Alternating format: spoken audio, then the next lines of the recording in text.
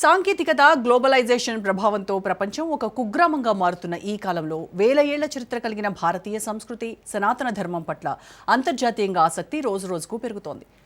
భౌతికవాద జీవన శైలికి ప్రత్యామ్నాయంగా మానసిక ప్రశాంతత, ఆత్మజ్ఞానం, ఆధ్యాత్మిక విలువలను అందించే భారతీయ తాత్విక సంప్రదాయాలు ప్రపంచవ్యాప్తంగా కోట్లాది మందిని ఆకర్షిస్తున్నాయి. తాజాగా ప్రముఖ Hollywood pop star Miley Cyrus నుంచి హాలీవుడ్కు చెందిన పలువురు ప్రముఖులు సైతం భారతీయ ఆధ్యాత్మిక సంప్రదాయాల పట్ల ఆసక్తి కనబరుస్తూ వాటి విలువలను బహిరంగంగా ప్రశంసిస్తున్నారు. మరి ప్రపంచవ్యాప్తంగా కోట్లాది మందిని ఆకర్షిస్తున్న సనాతన ధర్మం ప్రత్యేకత, దాని తాత్విక పునాదులు ఏంటి? అదే సమయంలో దేశీయంగా చోటు చేసుకుంటున్న పరిణామాలేంటి? Let's watch. భారతీయ ఆధ్యాత్మిక, తాత్విక సాంప్రదాయాలు ప్రపంచాన్ని ఆకర్షించడానికి ప్రధాన కారణం వాటిలో ఉన్న సార్వజనీనత. సనాతన ధర్మం ఏ ఒక్క ప్రవక్త ద్వారానో లేదా ఒక నిర్దిష్ట కాలంలోనూ పుట్టింది కాదు. ఇది వేల సంవత్సరాల మేధోమథనం, ప్రకృతితో ముడిపడిన జీవన విధానం. నేడు ప్రపంచవ్యాప్తంగా ఇంటర్నేషనల్ యోగా డే జరుపుకోవడం వెనక ఉన్న అంతరార్థం కూడా ఇదే. ఒత్తిడితో కూడిన ఆధునిక జీవనశైలికి యోగా, విపాసనా ధ్యానం వంటివి దివ్య ఔషధాలుగా పనిచేస్తున్నాయి. అలాగే నువ్వు ఏది విత్తుతావో అదే కోస్తావు అనే సరళమైన కర్మ సిద్ధాంతం మరియు పునర్జన్మ తార్కిక విశ్లేషణ పాశ్చాత్యుల్ని ఎంతగానో ఆలోచింపజేస్తోంది. ప్రపంచమంతా ఒకే కుటుంబం అనే విశాల భావన కలిగిన వసుదైక కుటుంబం, సకల జీవుల పట్ల కరుణ చూపమనే అహింసా మార్గం సనాతన ధర్మాన్ని మతాలకు అతీతంగా ప్రపంచవ్యాప్తంగా గౌరవించేలా చేస్తున్నాయి.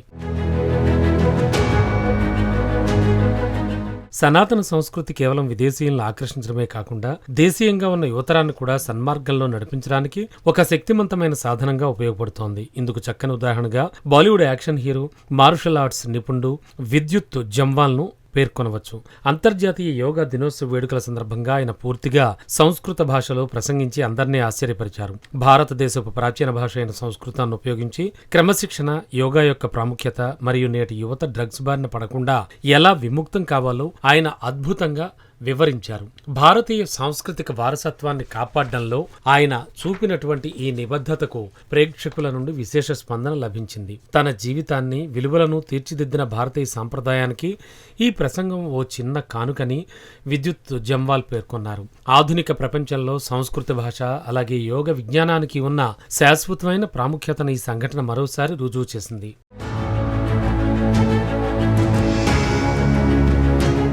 అంతర్జాతీయంగా సనాతన ధర్మానికి ఇంతటి ఆదరణ లభిస్తున్న తరుణంలో భారతదేశం లోపల మాత్రం భిన్నమైన సామాజిక, రాజకీయ పరిణామాలు చోటు చేసుకుంటున్నాయి. ఒకవైపు గ్లోబల్ వేదికలపై హిందూ తత్వశాస్త్రం ప్రశంసలు అందుకుంటుంటే, దేశీయంగా మత మార్పిడులు, ఘర్షణలు అలాగే సనాతన ధర్మంపై రాజకీయ ప్రకంపనలు తీవ్ర వివాదాలకు దారితీస్తున్నాయి. ముఖ్యంగా ఆంధ్రప్రదేశ్లో ఈ మధ్యకాలంలో జరిగిన కొన్ని సంఘటనలు పరిశీలిస్తే మత మార్పిడుల అంశం తీవ్ర చర్చనీయాంశం అవుతోంది. కొన్ని జాతీయవాద గ్రూపులు క్రైస్తవులను తిరిగి హిందూ మతంలోకి తీసుకురావడానికి పెద్ద ఎత్తున ప్రయత్నాలు చేస్తున్నట్లు అంతర్జాతీయ మీడియాలో కథనాలు వెలువడ్డాయి. ఏపీలోని గుంటూరు, కృష్ణా మరియు ప్రకాశం జిల్లాల పరిధిలో దళిత మరియు వెనుకబడ్డ వర్గాల ప్రజలను లక్ష్యంగా చేసుకుని ఈ సామూహిక మత మార్పిడుల కార్యక్రమాలు జరిగాయి. తమ పూర్వీకుల మూలాలను గౌరవిస్తూ స్వచ్ఛందంగా సనాతన ధర్మానికి తిరిగి వస్తున్నారని జాతీయవాద సంస్థలు పేర్కొంటుంటే, క్షేత్రస్థాయిలో ఒత్తిళ్లు, సామాజిక బహిష్కరణల భయంతోనే జరుగుతున్నాయనే ఆరోపణలు కూడా వినవచ్చాయి.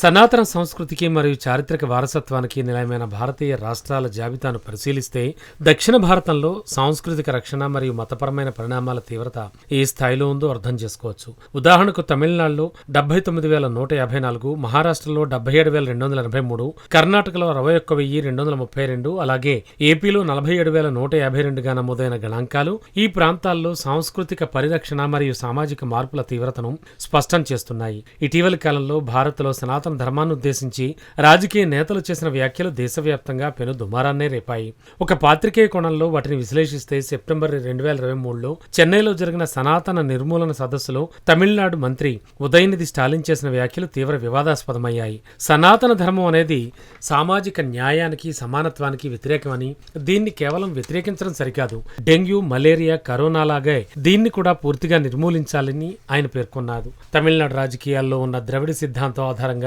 కుల వివక్షకు సనాతన ధర్మమే కారణమనే కోణంలో ఆయన వ్యాఖ్యలు చేశారు. అయితే ఇది హిందూ సమాజాన్ని, వారి నమ్మకాలను కించపరిచేలా ఉందని దేశవ్యాప్తంగా తీవ్ర నిరసనలు వ్యక్తమయ్యాయి.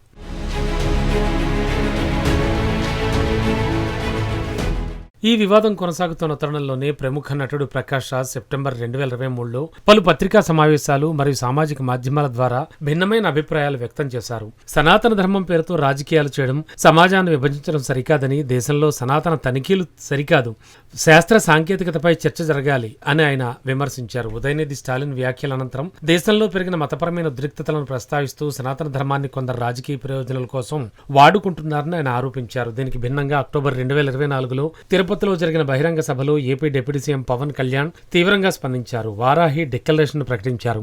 సనాతన ధర్మాన్ని తుడిచిపెట్టేస్తామనే వారిని, హిందూ సమాజాన్ని కించపరిచే వారిని ఊరికే వదిలిపెట్టమని, సనాతన ధర్మాన్ని రక్షించుకోవడానికి దేశవ్యాప్తంగా ఒక బలమైన చట్టం లేదా బోర్డు అవసరమని ఆయన స్పష్టం చేశారు. సనాతన ధర్మం అనేది కేవలం ఒక మతం కాదు, ఇది భారతదేశ జీవన నాడిని ఆయన అభివర్ణించారు. తిరుమల లడ్డూ ప్రసాదం కల్తీ వివాదం, అలాగే సనాతన ధర్మ సంరక్షణకి ఆయన చేసిన ఈ ప్రకటన తమిళనాడు నేతల వ్యాఖ్యలకు కౌంటర్గా నిలిచింది.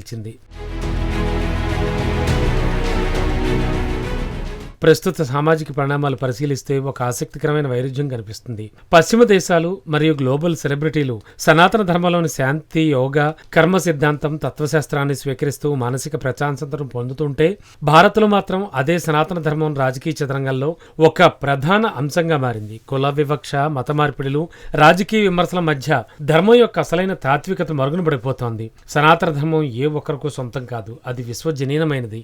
మైలీ సైరస్ సరస్వతి పూజ చేయడం, విద్యుత్ జంవాల్ సంస్కృతంలో యోగా గురించి మాట్లాడడం వంటి సంఘటనలే భారతదేశపు నిజమైన బలాలు. అంతర్గత రాజకీయ విభేదాలు పక్కన పెట్టి సనాతన ధర్మంలోని ఉదాత్తమైన సూత్రాలను, నైతిక విలువలను కాపాడుకుంటూ ప్రపంచానికి భారతీయ వారసత్వాన్ని సగర్వంగా చాటడమే నేటి అవసరం. భిన్నత్వంలో ఏకత్వాన్ని సాధించినప్పుడే భారతదేశపు ఆధ్యాత్మిక వైభవం ప్రపంచ గురువుగా నిలబడుతుంది. సనాతన ధర్మం అలాగే భారతీయ సంస్కృతిపై అంతర్జాతీయంగా పెరుగుతున్న గౌరవం, అదే టైంలో దేశీయంగా మారుతున్న రాజకీయ, సామాజిక సమీకరణాల నిదర్శనం. ప్రపంచం మొత్తం భారతదేశం వైపు యోగా, ధ్యానం, ఆధ్యాత్మిక శాంతి కోసం చూస్తుంటే అంతర్గత వేదికలపై దీని గురించి జరుగుతున్న వివాదాలు, మత మార్పిడుల రాజకీయాలు ఖచ్చితంగా ఆలోచింపజేసేటువంటి అంశాలే.